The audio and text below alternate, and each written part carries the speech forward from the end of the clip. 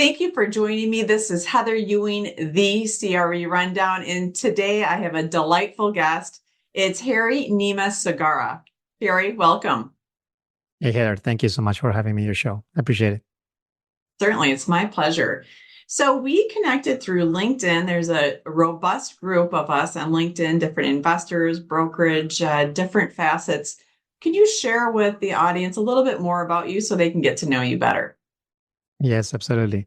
So, my wife and I were actually both from South America, from Peru. We both are physicians. We came here to the US about 15 years ago.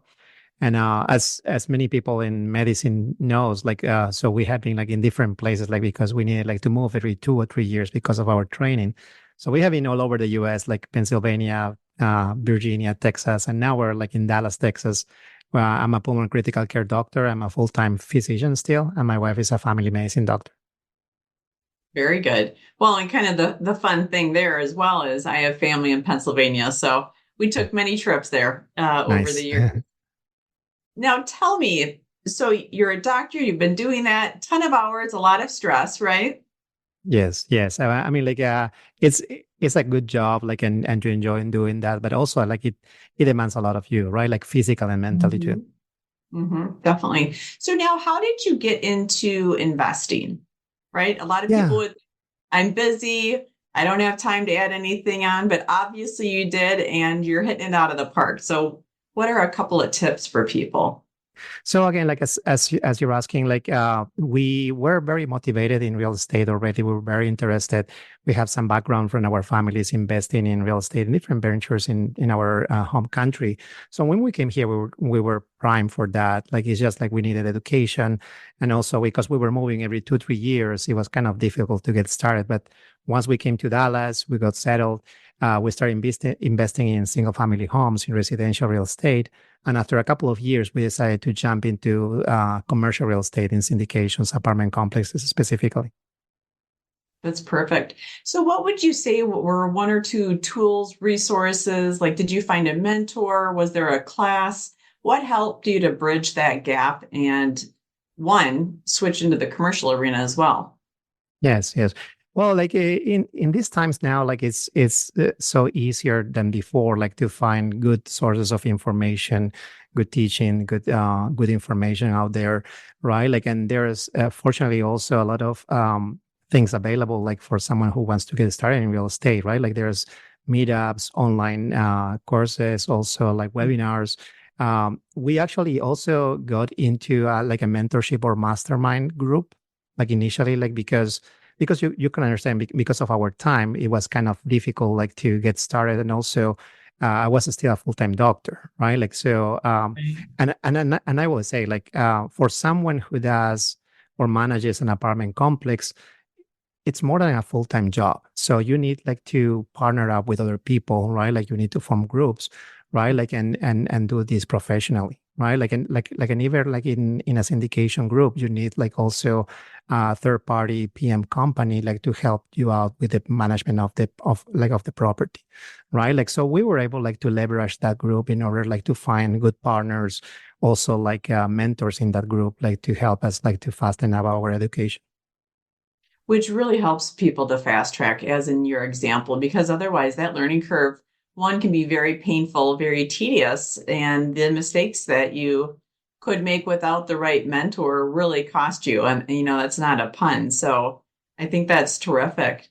And between the two, which keep you busy, how do you find that mindset factors in? What's your trick of the trade with this? Yes, I mean, yeah, and you're correct. I mean, things sometimes get busy, right? Like, I mean, like I'm a full-time Mhm. physician. I also invest in real estate. I do like the residential part and commercial part still, and I also run. I mean, I also like to run, and we run marathons too. It's more about like again, like the mindset part, right? Like again, like like the first question is always to find your why and why you do these things, right? Like, and you go back and you start thinking about like Definitely. your family, your kids and your friends, the people who actually are important to you in your life. And the second thing is about like to think about the future, right? Like again, like and some people make the mistake again, like I have like a good job, a good income in this moment, but maybe just one source of income, which at the end it may be actually more dangerous. Like again, like not having like a good income, right? Like so that's why when we decide to diversify and to again like to get other streams of income, like to help out like with our income as professionals, right? Like and at some point that helps you a lot, right? Again, like with the mindset, and again, like to know that you have options, right? Like so that's very important. Definitely. And it's my understanding you have a marathon at the end of this month, right? In Texas? Yeah, that's correct. That's correct. That's awesome. Yeah. So we love running, like, and again, like we have been doing that like for quite some time already. We left that for a couple of years when we had like our kids, right? Like so we have two right Right. now, 8 and 12. But after we got into real estate again, like you know, like there's so different things that you gain from being like in real estate, as part of also being like an entrepreneur, and also like to have a whole kind of growing mindset, right? Like so, we Mhm. decided also like to do more exercise, be more active in that. And yeah, last year we ran 2 marathons. This year we're planning for the same. So that's great. That's fantastic. And that's where I see too, marathoning and commercial real estate, it's one and the same.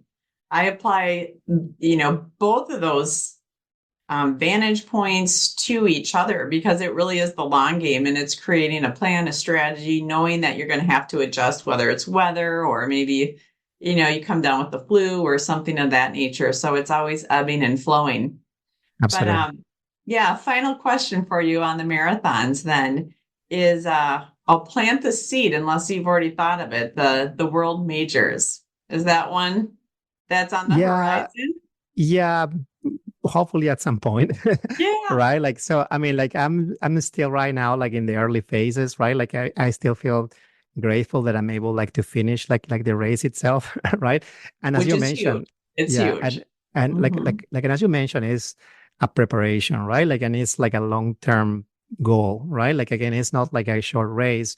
And again, like the first hour, it may be more a physical thing, but the second and third hour is more like a mental and mindset thing, right? Like so things change in Yeah. that part, and kind of similar as investments, right? Like again, like you invest not to have a quick return investment in 6 months or a year. You invest for the long term, right? Like and for the years ahead. And so, as far as investments, are a lot of yours in the Texas area? Are they throughout the United States, worldwide? Do you have a preference? Yeah, so because we invest in commercial real estate, we have, I may say, like the luxury that we're able to partner up with professional teams, right? Like, so they're able to leverage professional teams in different cities, in different areas, kind of like different as when you do it yourself, right? Like, so, because of that, we have investments in different states here in the US, right? Like, and it's mainly in apartment complexes, and we have one in Mhm. developments. So, like in apartment complexes, we have actually in Kansas City, we have in Texas, we have in Arizona, Georgia, Florida, and in developments, we have in Sioux Falls. Very nice. And do you see yourself down the road extending beyond multifamily, like mixed use, other asset Yes. classes, industrial, Yeah, or yeah. do you think you're going to stay with the multifamily? So I think it's a matter more of education than again, like not being like into these other investments, right? Like I still feel that I need to educate more like about those kind of investments so I can first invest myself and then to bring those opportunities to my investors, right? Like so, like yeah, I mean, like I have like other ideas in mind, like again, like the mobile parks, ATMs, like storage, things like that, Mhm. right? Like so, but again, like I want to make sure that first I understand the vehicles, I understand the projections, and then the writing, then I can present that to my investors. Definitely, which makes sense because at the end of the day, it's your word and you build that trust through consecutive deals that have really brought the returns that you had projected or at least within the range. And that, occasionally there are going to be a deal that just suffers for some unknown reason. But I agree, it's creating that pivotal team and having the syndication that really helps in creating strong investments. Absolutely. Yes, absolutely. And there may be internal or external factors, right? Like and again, like and sometimes, and I say like the same in medicine, sometimes despite our best efforts or our best intentions, sometimes life happens, right? Like, but like the work of the physician and the investor or syndicator is like, again, like to make the best of it. And again, like to have a good communication, in this case, with families or with investors. And again, like to explain to them and find a moment to educate them and how we're trying to fix things and how we're trying to prevent that to happen in the future. Definitely. So when you are approaching different markets to invest in, do you work with particular brokers, or is it all within your syndication team that essentially goes out to the different states and has those relationships? Yes. So we, again, like as I mentioned, I'm still a full-time physician. So I mean, like, and unfortunately, I cannot do everything like myself. So I need like to partner up with operators that have like the expertise and are on those markets already and are doing their due diligence, right? Like so because of that, I pick like three, four, five like operators like at most, and I work with them like for a long time, right? Like, and that's my thesis, right? Like to get to know Right. a couple of operators that I trust, and then we trust each other, and then we're more than business partners, but also friends, right? Like, and again, like people that you enjoy to work with, right? Like, and again, like, but we mostly focus again, like in these kind of areas where it's business friendly, like like the authorities help also like the landlords when it's like a landlord friendly state, right? Like where you see that population like is moving, and also businesses are moving to that area. Right. And as far as the size, what's your sweet spot? Yeah, we usually try to, again, like to leverage what we call like the economies of scale, right? Like, so in order to do that, we usually aim for apartment complexes at least to 70 or 80 units, like each of them, right? Like, and we have like a wide range of those, right? Like we have from 105 units to almost 300 units, like in our portfolio, right? Like, so because of that, you're able like to get professional management from a property management company. And actually they're able like to charge you even less per unit than single family homes or than smaller units, right? Definitely. And then also, do you prefer value add? Do you like redevelopment? Where are you at along Yeah. those lines? Yes, and that's something that I always when I talk to other investors, when I talk to new investors and physicians and friends, I try to explain like everything is a balance in life, right? Like, again, like we Mhm. may want to hit a higher target, but in contrast, we have a little bit more risk, right? Like, and vice versa, right? Like, so Right. in the past, we have done like value add, which has worked great, like in the past. But now, like because of the current environment, right? Like, and the changes in the interest rates, and there are some headwinds, we're trying to focus a little bit more on B plus A type apartment complexes or constructions, right? Like the ones that have maybe a little bit less of a projection in returns, but the risk is also lower. Yeah. Yeah. Sometimes it's nice to have that stability, isn't it? Yes, absolutely. Yeah. As much as one can, right? Exactly, exactly. Definitely. So what's an example maybe of something, in one of the investment deals where it kind of threw you by surprise, and what were you able to do with the team to collaborate and to, if you want to say, get it back on track, or maybe you decided, this just isn't the deal for us. Yes, yes, absolutely. So, and that's something that when we talk with other people, like we said, like any operator or any syndicator, they usually have had some experience like that was not perfect, was not ideal, right? Like if he or she doesn't tell you that has had any problems, either he or she is new or is lying to you, right? So Exactly. like in our case, I mean, like we have seen a couple of situations. So for example, like we bought like a property, and we use a property management company, and we saw that like the operations were not ideal or were not perfect, right? Like, so when that happens, Mhm. you usually try to get to be more involved as asset manager, right? Like, and be more involved with the property management company and work together side by side, right? Like, but when there's a Right. point that doesn't work, right? Like, so many people is concerned about like trying to switch a PM company, right? Like, because we all know that when we switch property management companies, the operations suffer, right? But Right. sometimes, and it's sometimes very difficult to make the switch. Hmm.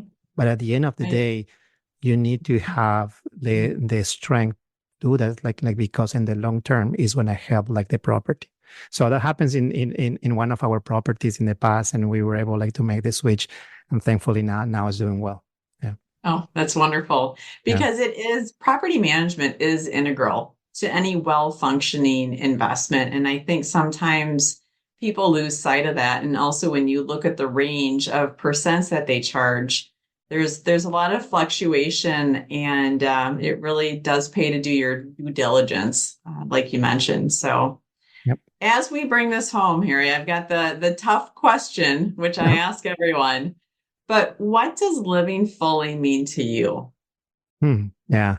Um, I believe it's like doing the things that you like with the people that you love, right? And if that means to continue working, or if that means to quit your job or doing other things, go and do it, right? Like at the end of the day, what we look if is to be happy, right? Like, and we can be happy just doing our jobs.